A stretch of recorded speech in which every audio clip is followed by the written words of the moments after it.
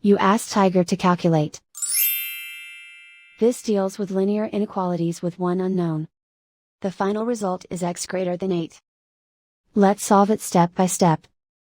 Group all constants on the right side of the inequality. Add 12 to both sides.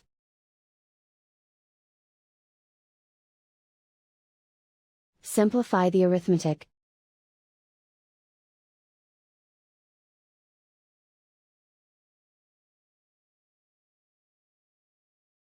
Isolate the x. Divide both sides by 6.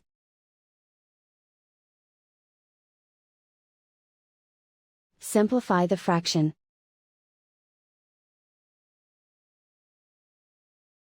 Find the greatest common factor of the numerator and denominator.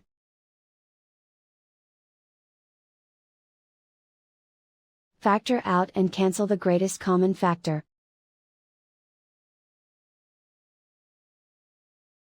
Plot the solution on a coordinate grid. And so the final result is x greater than 8.